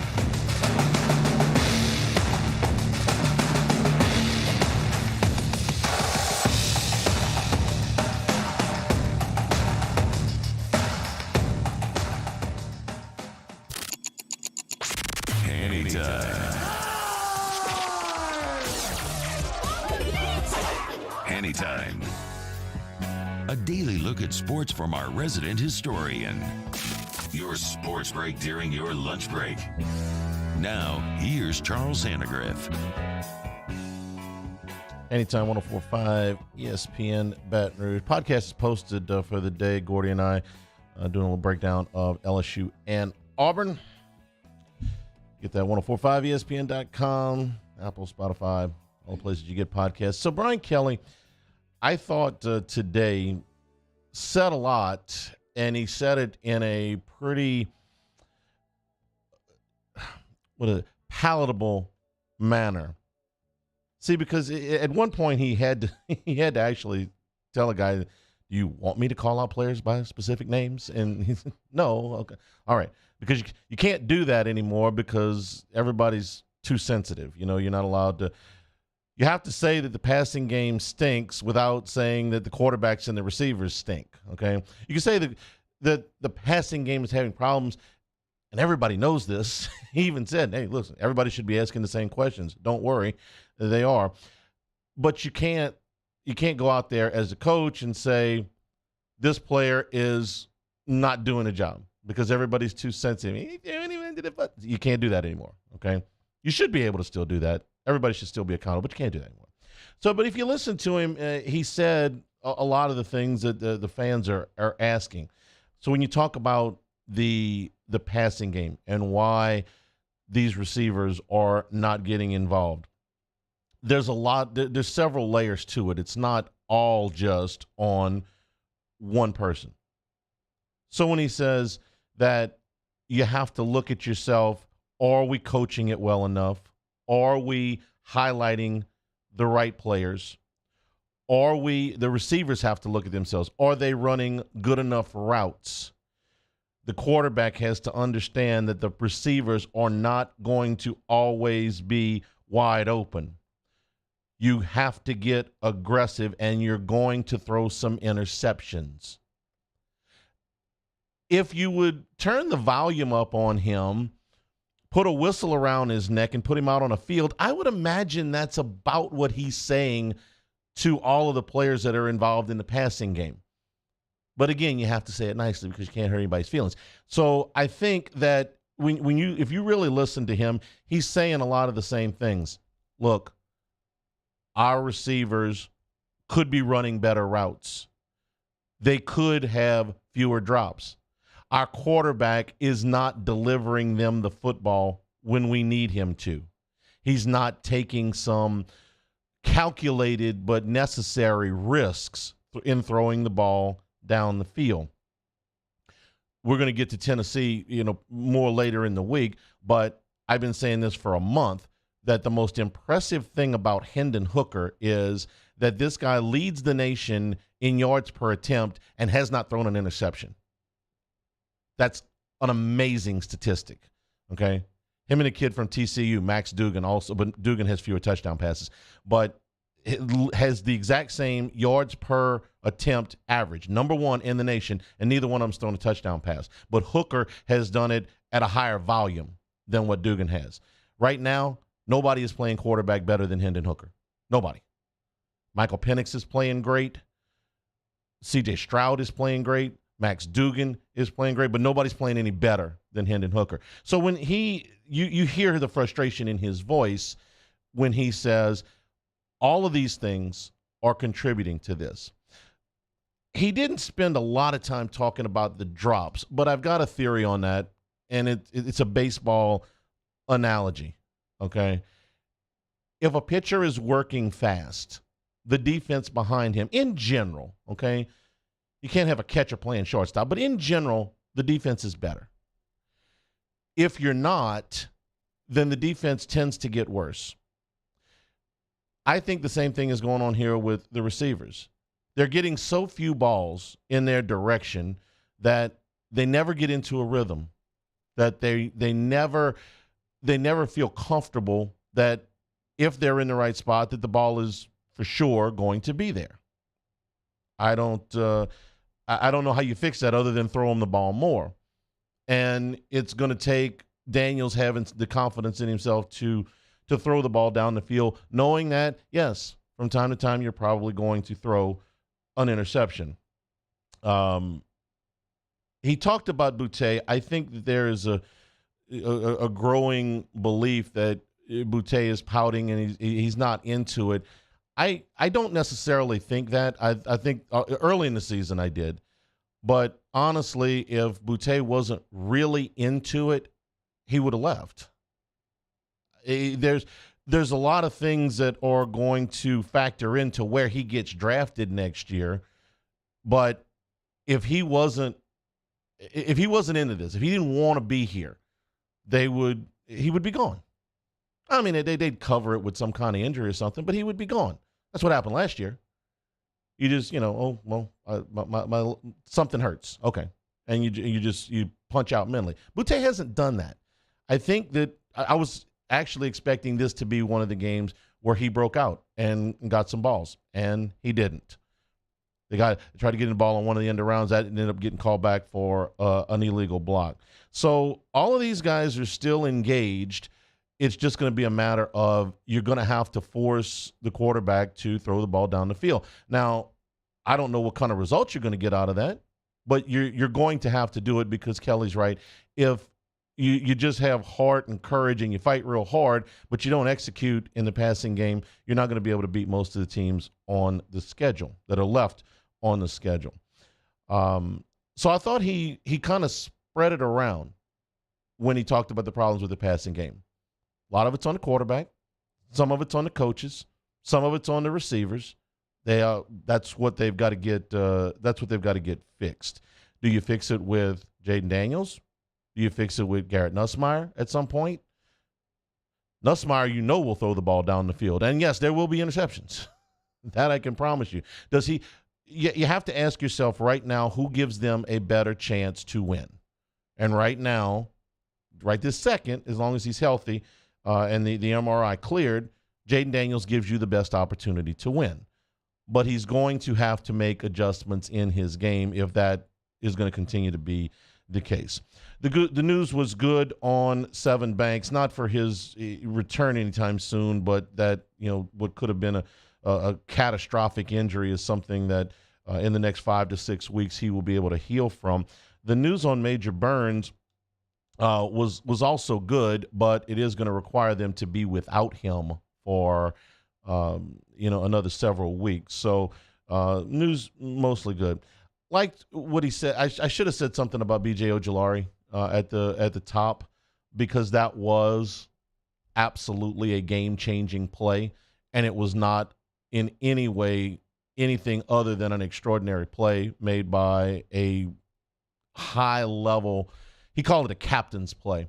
That's just a play that there's not a hell of a lot of guys in college football can close with that kind of speed on a quarterback that moves that well, make the strip sack, and then they get the good hop and Ward takes it in, and it changes the whole game. Even if Auburn only picks up another 10 yards and punts the football, the LSU offense at that point was so stuck in the mud that you're not going to be able to turn the game that way you wouldn't think. It lit a fire. It turned the momentum of the game at that point. Ojulari deserves a lot of credit for that. As I mentioned in the second segment, Brooks's play was a terrific play.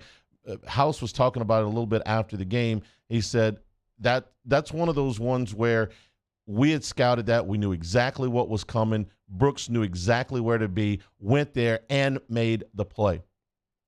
And it ended up sealing the game. It reminded me of the comments that Tracy Porter made after the Super Bowl. He said, we had scouted that play. We knew what was coming. And he broke on the ball, and he knew exactly where it was going to be. He made the play, and they won the Super Bowl. Brooks, this is outstanding work by this kid, okay? Knew exactly where to be, put himself in position, made the interception, and sealed the game. That was terrific. Should have said something about Jaquilin Roy, too, because the play he makes, we talked about this in postgame, but I didn't talk about it at the beginning of the show today. The shoestring tackle he makes on the quarterback prevented a play that would have gone for probably somewhere in the area of 20 to 25 yards. And it was right in the middle of the field. He is the last guy that can get him before there is the massive gain. And it came at a point in the football game where it would have just been a huge, huge play. I'm trying to see in my notes exactly how much time was in there, but it was about 8 minutes to go. About 8 minutes to go.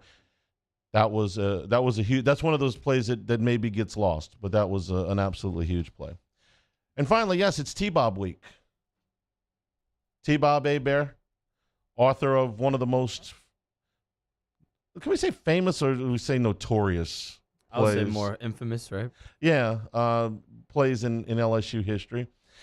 We're going to let him tell the story again on game day, but he did say something on Twitter this morning. He says, I didn't know there were 13 people on the field. It's okay. You knew the clock was going down to 0. That was one of the wilder post games that I think we've ever had. Of course, it was one of the strangest games that we've ever had. So that's I think that's pretty much it. The MRI was clean on Daniels, and yeah, the passing game's got to give it. Oh, one other thing, he did talk about. He said the special teams are much improved, and they're getting great effort. Okay, with the effort, improved. They couldn't be any worse than they were in game one. So he said improved. That leaves him a little wiggle room. If he'd have said good, I'd have said no, sir. I disagree. But he wants to say improved. Yes, there have been some areas of improvement. They haven't had any more kicks blocked since the first game. That's good. They did down a punt on the 1 yard line. That was a really good play, even though Auburn, got a drive out of that. So improved, yes. Good, no. Sorry, not yet. Still wait, and we went through the whole list of things earlier in the show. It was not as lengthy as it was in the first game, but still pretty lengthy. All right, we'll take a break. We'll come back, take your questions out of the chat when we return. This is Hanny Time, 104.5 ESPN Baton Rouge. In times of need, get a full list of phone numbers, websites, and other important emergency information on the Demco Stormwatch page at 1045ESPN.com. I'm Jay Ducote. I grew up learning how to cook at LSU tailgate parties and right in my own backyard. And I created JD's Louisiana products to bring that Louisiana flavor to you at home for your backyard cookout. JD's Louisiana barbecue sauce, Louisiana molasses mustard, spicy and sweet barbecue rub, and more are available at your local supermarkets or by logging on to jducote.com/shop. Put in promo code CST for 25% off at checkout. ITI's got all these programs. Once I started and learned everything about the school, it was worth it. The challenges that ITI presented me with, it allowed me to build myself up. All because of ITI, I actually was able to get a job within 3 months before graduation in my field. Get the hands-on training you need for the job you've always wanted. With so many companies hiring right now, it's the perfect time to come to ITI Technical College. Enroll today for a better life.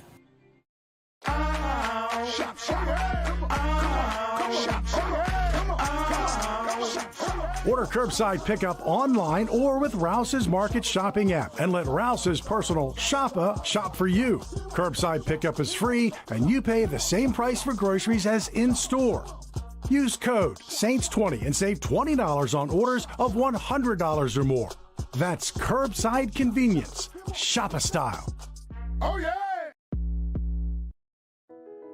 I've been doing business with Luba for 25 years. They're dependable, trustworthy. It's just the attention to detail with our clients. Our folks have years and years of experience. They're highly trained professionals, but many companies have that asset. What I'd like to think makes Luba a bit different is that we use those talents in a way that truly is dedicated to serving the needs of the folks who depend on us. Gulf Coast Office Products is a nationally recognized Savin office equipment dealer based right here in Louisiana. Over 100 employees strong, Gulf Coast has the boots on the ground to support all vertical markets from education, engineering, legal, and finance. With the latest in office technology from desktop to production segment units, Gulf Coast and Savin have the perfect fit for you. Call 225-756-2644. That's 756-2644 for Gulf Coast Office Products. Want more customers? Running Boards Marketing can help you get their attention. Imagine your brand's message on a giant LED billboard truck that can't be skipped and is nearly impossible to ignore. Running Boards Marketing is the leader in effective and affordable advertising on digital mobile billboards, which are 2 times more effective than traditional billboards. With a 97% recall rate, you'll leave a lasting impression with your customers. Visit us online at runningboardsmarketing.com so we can drive your message to where the people are.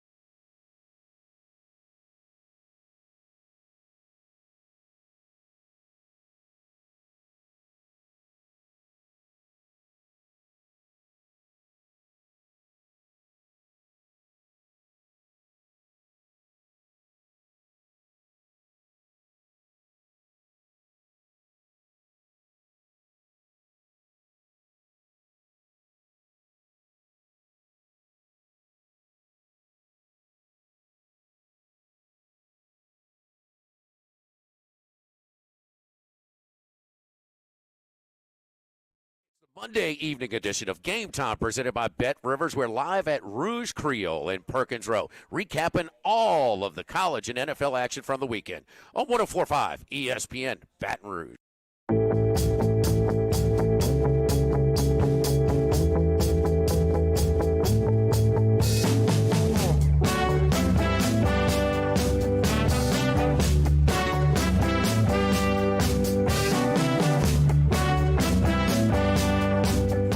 Congratulations to Adam Starnes of Denham Springs. Adam is our Week 5 winner in the 2022 Twin Peaks College Football Pick'em Contest. He wins a $50 Twin Peaks gift card.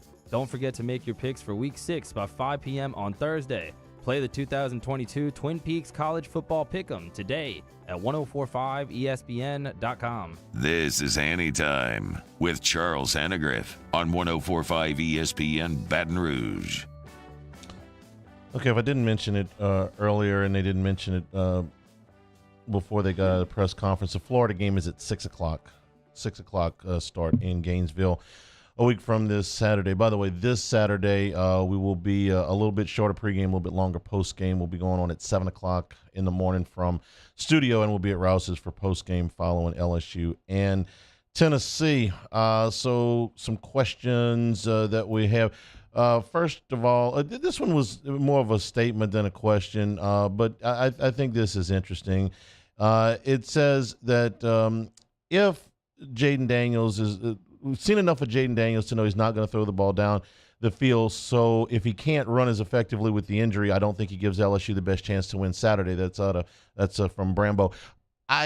If he can't run, then I'm with you. If he is in, we did this with the Saints, right? What's better, a dinged-up Jameis Winston or a healthy Andy Dalton? Well, if there are any lingering issues, if Daniels is still in pain, then yes, Kelly suggested that he's fine and ready to go.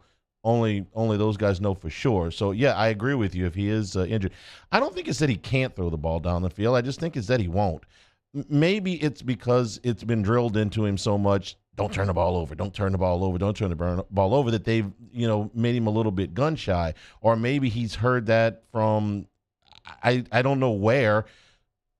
Everybody tells you, don't turn the ball over, but it doesn't mean you don't throw the ball down the field. So if he's, I think he's capable. I think he's got enough arm.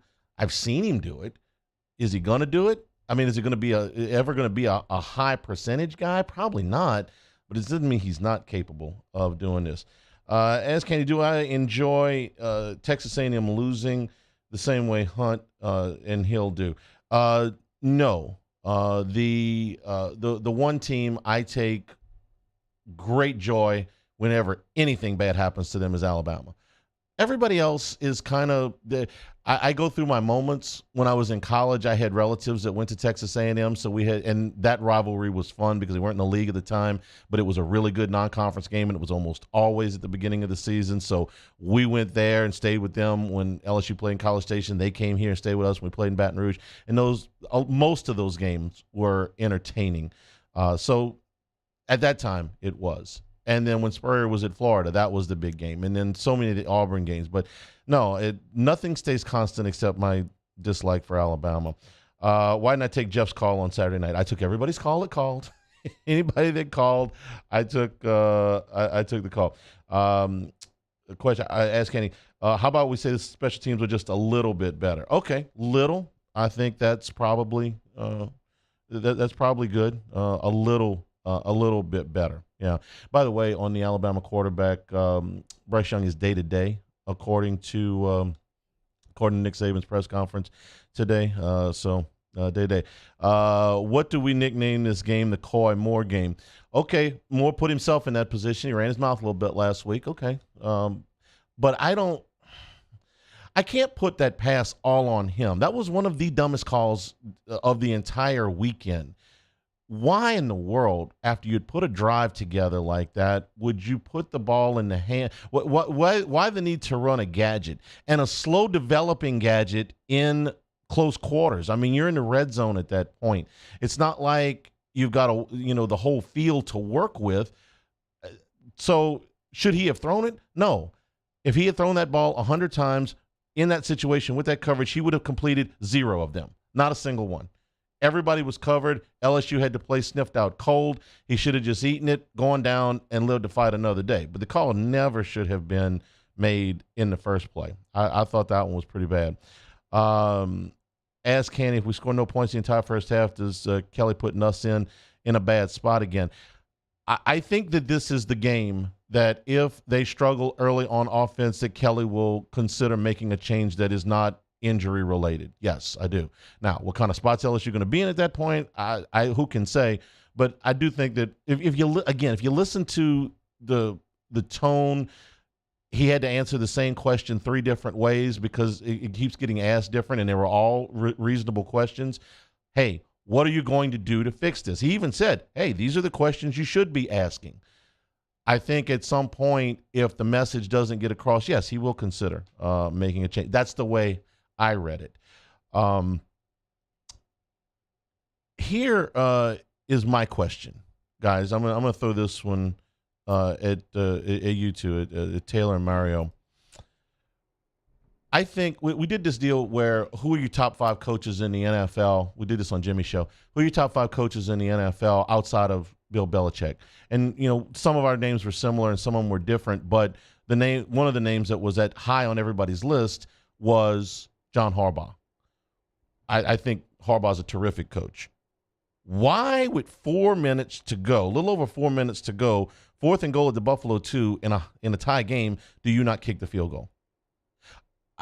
Mario, you said you heard his explanation. I didn't. Please enlighten me. Yeah, I heard it, but I kind of had trouble understanding it. Like his with good reason, I'm sure. His rationale was something like they're gonna go for it on 4th down anyway, and we're still not gonna be able to stop Josh Allen. Is how I took it. It didn't really make sense. But I understand if he says we don't want to. We feel like Josh Allen is going to go back down the field on us because our defense is not very good. Except that his defense had played against a team like Buffalo, had played reasonably well on this day. At that point, they had given up 20 points against that offense.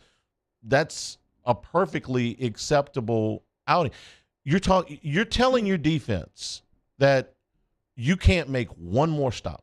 One more stop is probably it's 4 minutes and 15 seconds when they go for it. So they would have had to string together a couple of first downs to run the clock out if they'd have gotten it back. But that one floored me. If bad coaches make, questionable calls, okay. But John Harbaugh is one of the top coaches in all of the NFL. And he just told his defense, you're trash. I mean, well, not only that, you have the most accurate kicker in NFL history. The kick is in the bag, and Allen it's a 20-yard kick. I mean, any kicker in the league would. It didn't even matter. Turner doesn't even matter. Tucker doesn't even matter there because any kicker it's a 20-yard field goal. Every kicker in the league is going to make that kick. I mean that the idea that he might have missed the kick that's not even that never even entered my mind. You got a chance you're going to take the lead. At some point, Musa and I were talking about this on preview game. At some point, the analytics guys took over the world and decided that field goals no longer count. It's not just, hey, look, too many field goals will get you beat. Yeah, when the Chiefs were playing the Rams in the Coliseum that year before SoFi was built and the game ended up 55-52 or whatever it did, yeah, that night field goal is going to get you beat. This was a 20-20 game with 4 minutes to go. I don't understand the idea of not wanting to take the lead at that point. And you didn't have a play in your pocket. If you had a play in your pocket, one of your 2-point plays, I got a play in my pocket, I know it's going to work. Absolutely and without question.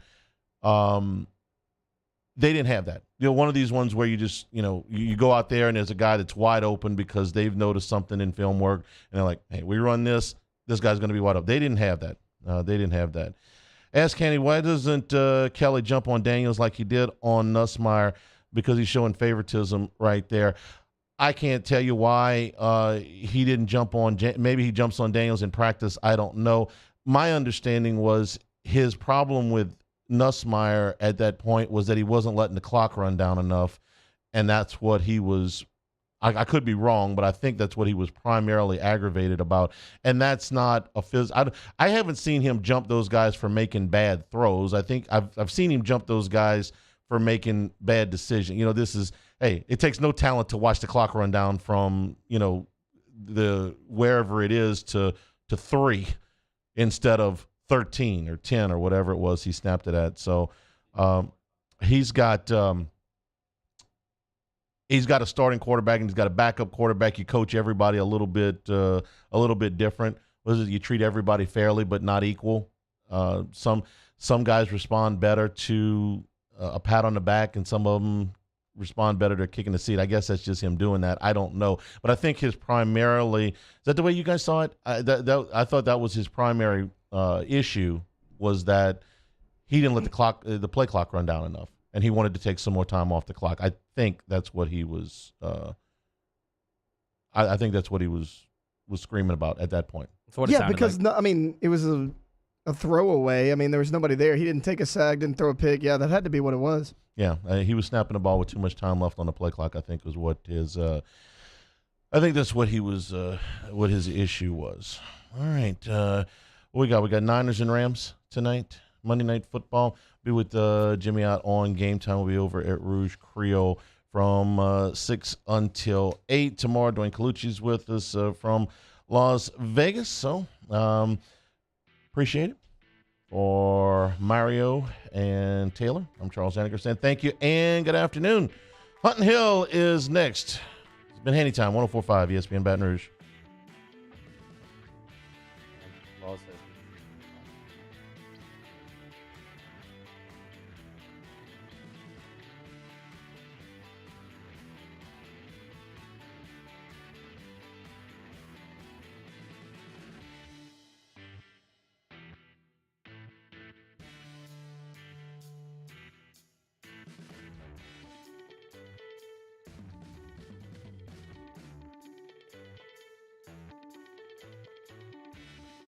Bayou Chrysler Dodge Jeep Ram has $12,000 off MSRP on all new 2022 Ram Black Widow trucks in stock. All new Bayou vehicles come with a 1 million mile powertrain warranty and free delivery. If you need sales or service, the crew at Bayou is going to do right by you. It's no secret. The best oysters in Baton Rouge are at Jolie Pearl Oyster Bar. Enjoy mouth-watering South Louisiana flavor and oysters from all over the country. And don't forget our nightly drink specials.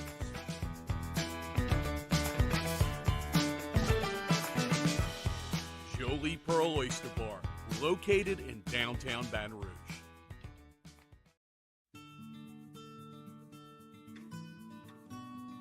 This is a house call. This is a follow-up appointment. This is a diabetes checkup. This isn't just more